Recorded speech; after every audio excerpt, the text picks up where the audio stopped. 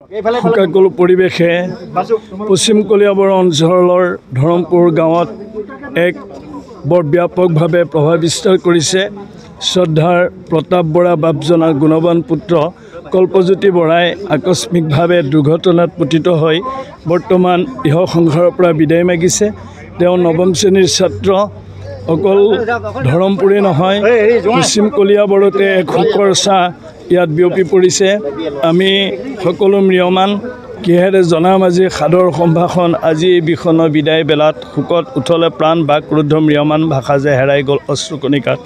এপাহ কুমলীয়া ফুল অকালতে মৰহি গ'ল। পিতৃ মাতৃ কান্দোনত ভাগি পৰিছে, দিক বিদিক হেৰুৱাই পেলাইছে। পৰিয়ালবৰ্গ শোকত ম্ৰিয়মান।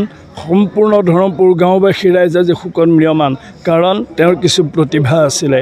এই ঘৰখন আমি জনাত এখন শংকৰী কলাকৃষ্টিৰ ঘৰ। তেওঁৰ পূৰ্বপুৰুষ আছিল সম্পূৰ্ণ বায়ন, তেওঁৰ ককা আছিল বায়ন, তেওঁৰ পিতৃও বায়নৰ কৰ্ম পৰিচালিত কৰিছিল।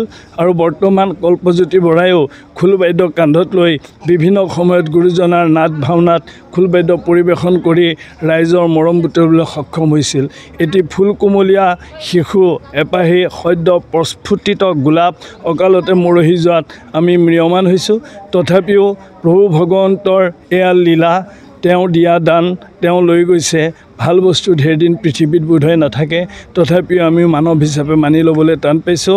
শেষত কল্পজ্যোতি বৰাৰ এই পুণ্য আত্মাই ইতিমধ্যে বৈকুণ্ঠত প্ৰৱেশ কৰিছে।